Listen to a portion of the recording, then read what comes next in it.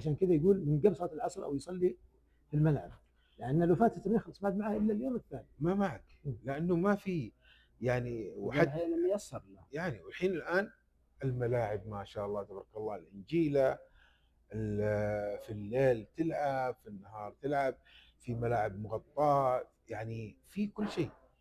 اول ما كنا اذا برايكم ان الان اسهل؟ يعني انا فاكر يعني كنا نلعب دورات رمضانيه في العصر. صح. دورات رمضانيه كنا نلعب في العصر، الا تحصل واحد ما شاء الله تبارك الله منظم البطوله ومقتدر ومسوي كشافات، هذا اللي نشارك فيها. هذه في المساء في الليل. ايوه هذا في الليل. وكنا نشارك في اكثر من دوره. من دور. نشاط. نشاط كان. الحمد لله. الحمد لله. طيب ما رايكم في مستوى شد المنصور اللاعبين في الوقت الحالي؟ استاذ علي. والله شوف، الحالي في عندنا مجموعة ما شاء الله عليهم، لكن يبغى لهم اهتمام، يبغى الواحد يهتم بنفسه. ولا والله في لعيبة عندنا ما شاء الله، يمكن لو في كشافين في نادي أبها، في نادي ضمك، والله يستفيدوا من اللعيبه الحاليين. من اللعيبة اللي موجودين. نعم. بس يبغى لهم من يعني يرعى المواهب. يرعى المواهب ويدعمها. ويدعمها، والله يستفيد منهم نادي أبها ويستفيد منهم نادي ضمك.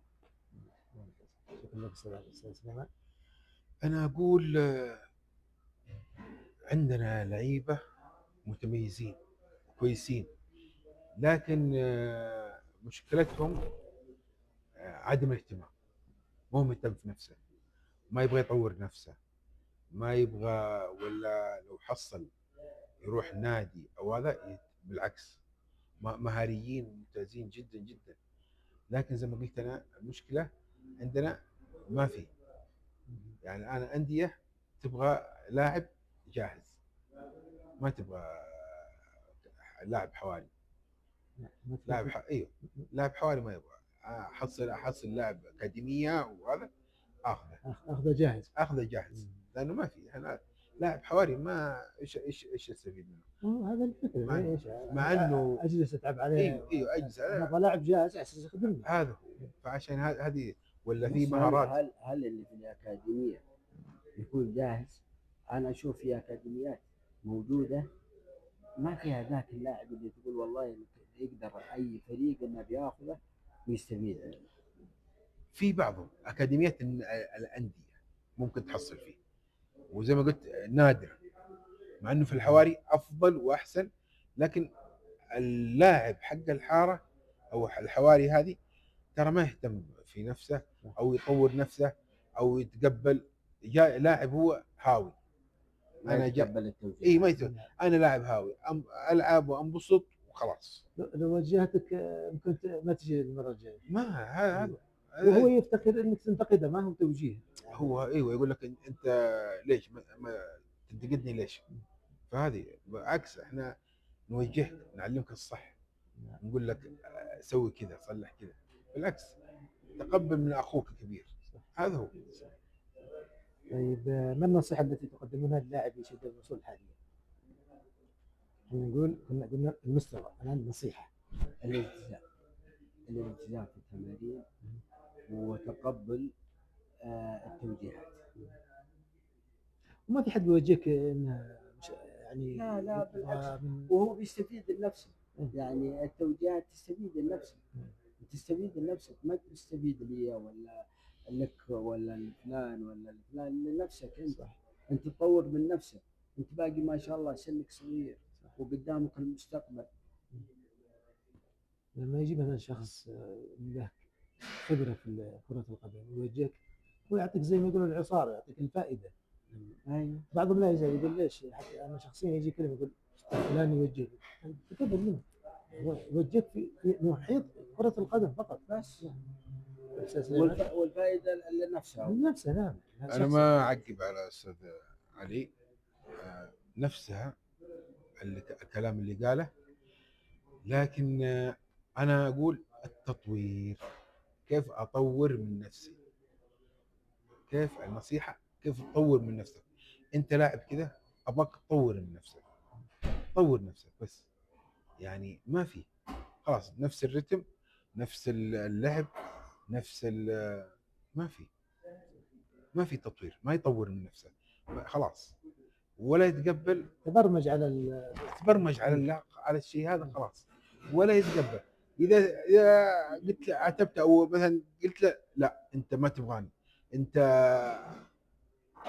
انت تضرني، لا بالعكس، انا اقول لك طور نفسك، سلح كذا، الشوتات اللي تبغى تشوتها صح شوتها كذا، الباصات كذا، يعني المفروض على اللمسه الواحده، لا ما تمسك الكوره. فتح الخانه. ايوه افتح. انا الصراحه انا في الملعب خاص الشباب ما في شفت لاعب يمسك مركزه، يمسك مره تحصله ظهير، مره تحصله وسط، مره تحصله مهاجم. مهاجم، ما في لاعب شامل. لاعب شامل. لا يعني والله بعض وقت حتى تكلمت مع واحد من الشباب، قلت له انتم كانكم تلعبوا سنه اولى ورا الكوره، ايوه صح. ما يلتزم ما بالخانه. يلتزم الخانه، ما يلتزم الخانه، الالتزام في الخانه ما يلتزم، فهذه مشكلتنا. وهذا هي يبغى لها صبر ويبغى لها يعني ايوه انهم يتقبلون توجيهات اللي يعرف هذه يتعلم من اللي قبله. هو الان يقول لكم خبره، هذا لكن من يستفيد؟ هي هذه المشكله، ما يستفيد. طيب عندي اسئله خفيفه ونختم بها باذن الله. افضل مركز لعبت فيه؟ أحمد علي. والله المحور. محور. الان تلعب قلز بعد؟ كنت العب محور وصراحه كنت ارتاح فيه. اذكر انك في النادي لعبت كنت العب، لا كنت العب جناح في النادي. بالله. اي والله كنت العب. واللاعب الظهر اللي جاب جنبك زي الطياره. انت جناح ها؟ هذا لا، هذا لا، هذا له قصه ها؟ لاعب في بيش. ايوه ما في شاء بيجي. الله تبارك الله. انا كنت الفخذ كله. ما شاء الله. ايش كان يجي من جنبك؟ كان يجي من جنبي ما شاء الله، وانا اقول انا اخف منه، هو صار اخف منه. سليمان. انا مركز محور، نفس مركز محور اصلا، لكن تعرف مع كبر السن وطلعنا الحين بس باللجنة. سجل اهداف ما شاء الله تبارك الله. والله يمكن شباب صار بس ما يسجلونها. صح الحمد لله. استلام، تفكير، انهاء اكثر من رائع. الحمد لله. يمكن حتى تلاحظ التغيير في اغلب الاحيان اختار هدف افضل هدف سليمان النجدي. هو زي ما قلت لك التأسيس، التأسيس من الصغر، وتقبل الرأي والتطوير من الأساس. خابر أنا كان أول المدرب ما سمعت كلامه لف، خليك تلف 5 لفات 6 لفات لف، بعدين نزلك، وإذا نزلك هذا أقول لك اقعد. يمكن يذكر علي من استاذ علي اللي كنت اسوي مع بعض الزملاء. ايوه اللي يعكون ولا ما أيوة. اقول له لفتين. مو هذه هي. وكان يتقبل. والله وكنا نتقبل، كنا نتقبل. لما شوف احنا نتمرن، بعده يمسك الكوره مره مرتين ثلاث اربع، يمكن لو تقول له روح خذ لك لفه لفتين طلع من الملعب على طول. حتى لو صفرت حتى لو صفرت عليه وقفت الكوره يزعل. حاليا انا ابغى اشوف لاعب في الوقت الحالي يمسك كوره يحضن على الكوره، يعني ما في غير محمد نور، اللعيبه القدامى ما في حاليا، ما في احد يسوي يحضن على الكوره، مستحيل تاخذها منه الحين، قليل حظ، قليل جدا. قليل جدا. حتى بالانديه الان. ايوه حتى بالانديه ما في، قليل جدا جدا جدا. طيب مدرب لن تنساه طبعا سعيد، سواء في انديه الحي او مدرب تحبه. سليمان. والله مدربين كثير عدوا علي بالنسبه، بس في مدرب ما تنساه. والله في مدرب يعني سعودي، و يعني ما شاء الله تبارك الله مسك التمرين اللي هو حبيب، الاستاذ حبيب في ينبع، كان ماسكنا التمرينات كذا في التاسيسات، خاص في التاسيس. وكان في مدرب برضه مصري، هذا المصري ناسي اسمه بالضبط لاني كنت لسه تو صغير. صغير. ايوه كان ياكد على هو كيف تحضن على الكوره. لازم يعني كيف تمسك كوره، كيف مهارة. تستلم، استلام، تاسيس، كيف تستلم الكوره، كيف تباصي، يعني ركز على هالشيء هذا. هذا اللي وجدته فيك في هذا العمر. والحمد لله. يعني المهارة هذه فقدها كثير من الشباب. كثير أنا أشوفهم في التمرين ايوه في شباب صغار في السن في العشرينات ما عنده المهارة اللي عندك. ايوه الاستلام والتسليم والكنترول ويثبت الكوره، ومستحيل تاخذ الكوره منه. تحضن على الكوره تبصيها صح، تستلم صح. لا ممكن تحصل واحد يشوت لك الكوره ما يعطيك اياها. أنا لاحظت كل يوم فيصل عسيري شاب صغير في السن أكثر من كورة قطعتها، أكثر من كورة ما هي كورة واحدة. الحمد لله. هذه اللي إيه. كنا نتكلم عنها المهارة إيه. فهذه اللي يفتقدها اللاعب وهو صغير. وهذا مركز المحور لازم يقطع الكوره. هذه اساسياتهم، لازم يقطع الكوره، كيف يحضن على الكوره ويباص الكوره ويسلم الكوره عشان تمشي تبدا الكرة الكوره تبدا هجمة. لانه من هو بدايه. مريح المدافعين. ايوه لانه بدايه الهجمه من عنده. يريح المدافعين. نعم. استاذ علي مدرب. والله انا مدرب برضه مصري كان في نادي الوديعه، لكن ما يحضرني اسمه. برضه دربنا كان لا اثر عليه. ادريس المالكي، برضه سعد سيران في يعني كلهم والله ما شاء الله تبارك الله. وما شاء الله يعني البصمه واضحه عليكم من خلال تدريبهم. يعني والله انا لاحظكم ما شاء الله تبارك الله حتى التمارين بسم الله ما شاء برضه الله والله تفرقون عن كثير من الشباب ولا نقص بهم. برضه حتى انت يا دكتور منصور والله لك فضل برضه. الله يحفظك صراحه يعني معاك ومع تمارينك ومع هذا يعني لك بصمه والله. انا بعدك يعني لا حتى اتكلم مع شباب كثير اقول شوفوا ابو محمد منصور كيف يستلم الكوره وكيف يلعب فيها. والله يعني المهاره اللي تمسكها يعني وانت عندك اصابه، وكيف تستلم وكيف تباصي وكيف تلف.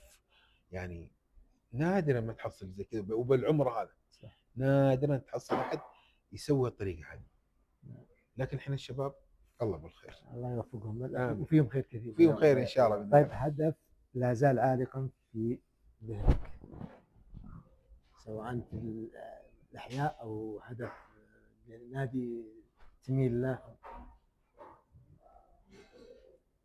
استاذ سليمان؟ انا بالنسبه عشان مركزي والله الاهداف قليله، ولا حتى ماني فاكر يعني مثلا جبت هدف كذا عشان افتكر عشان المركز اللي انا فيه. طيب هدف لاعب تتابعه وما زال عالق في ذهنك؟ هدف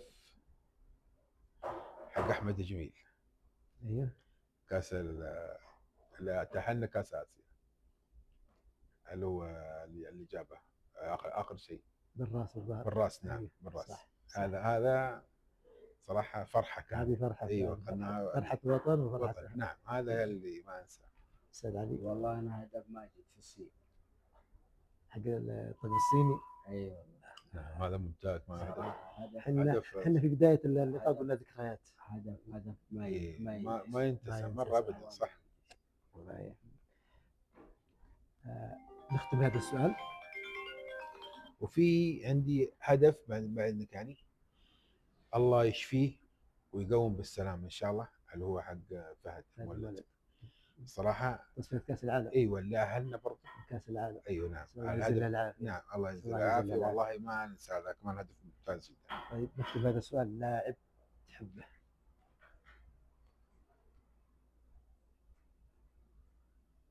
ما في. انا بالنسبه لي ما في بعد ماجد عبد الله. ماجد عبد الله، مع اني انا هلالي ما لها علاقه. ما لها، لكن ماجد واللعيبه ومحمد عبد الجواد الله يشفيه الدواء. ايوه ومحمد نور، هذول اللي انا اشوفهم اثروا على الكره. اثروا. وطبعا ولا انسى صالح النعيم. قائد. ايوه قائد صراحه. هذول ما انساهم. والله اخترت ما شاء الله اختيار فعلا ما شاء الله تبارك الله. استاذ علي؟ والله انا ماجد يوسف ما شاء الله فيلسوف نيان صراحه من الناس. ترى كان يطبق مهارات ما حد يطبق. ما حد جو يطبقونها بعده. ايوه يعني قليل. ما شاء الله هو ماجد عبد الله ما حد يختلف عليه. ما حد يختلف عليه ابدا. ختاما أشكر الضيفين الكريمين على هذه القراءات وهذه اللحظات الممتعة. شكرا لكم أيها المتابعون، وانتظرونا في حلقة قادمة مع ضيف جديد، مع